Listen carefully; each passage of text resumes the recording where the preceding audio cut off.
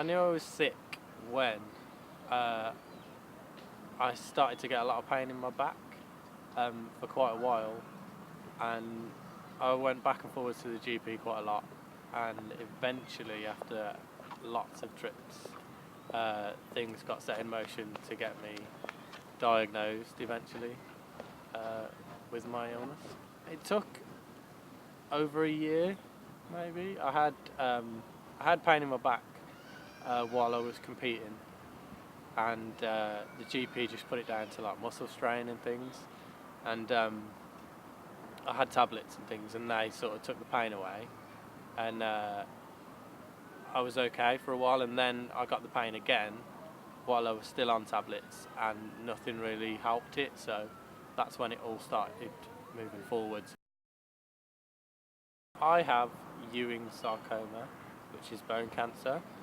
I think I haven't done much research on it because I'd rather not know all the side effects and what can happen.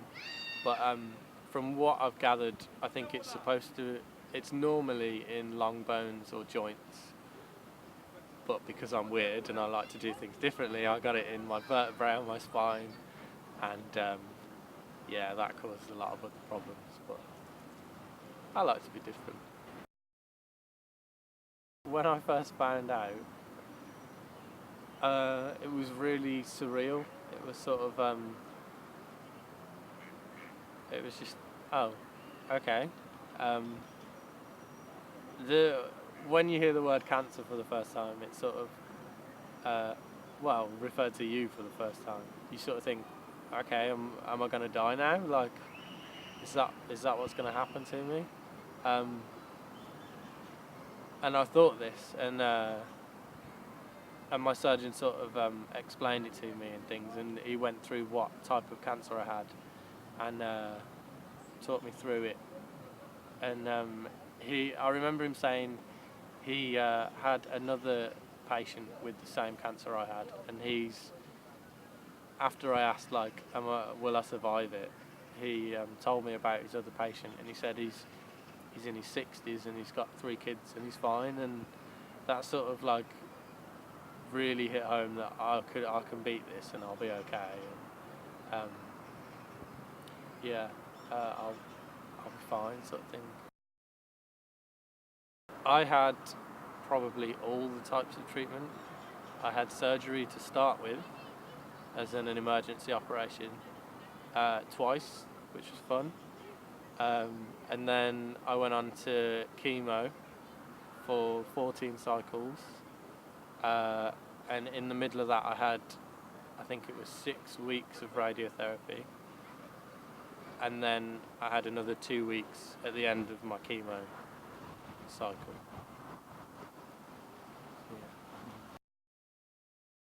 Yeah.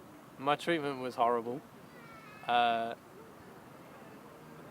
I'm sure it is for everyone. But it starts off okay, and like you think, oh yeah, I'm okay with this, I can deal with this. Like, I've had a cycle or two and I'm not feeling too rough, and then you do start to feel rough on the 3rd cycle, and then it just gets worse and worse from there. And you think, there's no way I can feel worse from this. And then the next cycle it's even worse, and yeah, it was horrible.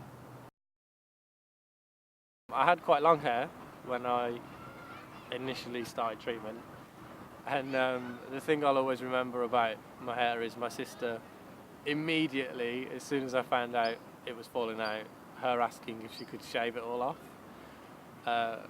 which kind of made light of the whole situation, and it was good. And she did. She shaved all my hair off my head.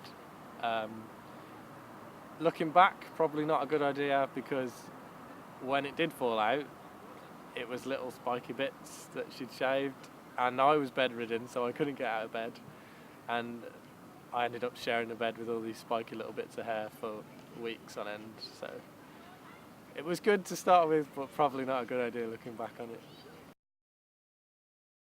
My family are a tricky one to judge on how they dealt with my cancer, really. When I was on treatment, obviously you know it's affecting them, and you can see they're a little bit sad and they're worried and things. But for me, it wasn't until I finished treatment that people started to tell me how my family felt while I was on treatment, and letting things slip, and um, yeah, like you start to realise just how worried they were when you're on treatment. And I know they're thinking, oh, I'll keep it all inside and I'll hold it back because I was going through this terrible thing. But looking back, I'd probably have dealt with it a bit better if I'd have known how much it was affecting them as well, because I'd have probably kept it in me a bit and sort of tried to act tougher than I did. It affected my love life when I was a teenager with cancer. Yeah, I was in bed, sort of thing. I couldn't get out of bed, so I had a girlfriend at the time, and she was really good actually. She stayed around for quite a while until she didn't stay around anymore, which was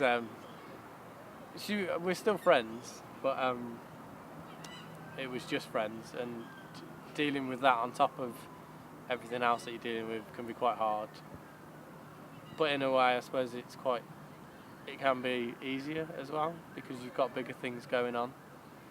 So you can't really wallow in it and like, oh, I'm single again, and you sort of you miss out that bit. But it does affect your love life, definitely. What I struggled with a lot was like I was in hospital for a long time, and your friends sort of move on and go away and things, but then the nurses and everyone there that you see every week for ages, for a big part of your life, they become a big part of your life as well, and you get to know them. And then when you finish treatment, unless you go on trips and things afterwards or go back into the hospital, you don't see the nurses that helped you through probably the most difficult time in your life. And when you're on treatment, you can't really say how much that means to you, like how much them being there means to you and things. And that's quite difficult to deal with, that you never really get to say, like, thanks for helping me through this time in my life. Whereas you do with your family, like, you can always say to your family afterwards, like, I'm glad you were there. When people ask me if I'll get better now, I always assume it's because I walk with a walking stick and I'm disabled. And it's a bit of a hit and miss question, really. I will get better, and I have gotten better since it all started, a lot better. But it's never really been said you'll definitely get completely better. You'll run around again. It's always been said you could get completely better, or this might be as good as it gets, sort of thing. Which is tricky to deal with when you're in bed and you can't get out of bed. But now I'm up and walking. Yeah, it can be a struggle sometimes, but I'm happy as it is now. I wouldn't, if it didn't get any better than this, I'd be fine with that. But obviously I'd want to get better than this. To me, I know some people sort of see it as a burden or something bad that's happened in your life, but I see it as a challenge that I've beat, sort of thing, and I'm quite proud of the fact that I've had cancer and I've come out the other side. And I'm part of the special group that have done that and experienced that. So I'd always prefer to talk about it than not talk about it. And it's quite hard not to talk about it because it is a big part of me. So if anyone gets to know me, then they need to know that too. It can be tricky judging when to tell them all that, but I have to tell them at some point. My stick's called Steve. We named him on a trip that I went on, and I kept leaving him places. So instead of just saying, "Where's my stick?" me and a couple of friends decided to call him Steve. So we'd be like, "Where's Steve?" And it'd be in so and so room, and yeah, it was cool. So now he's called Steve.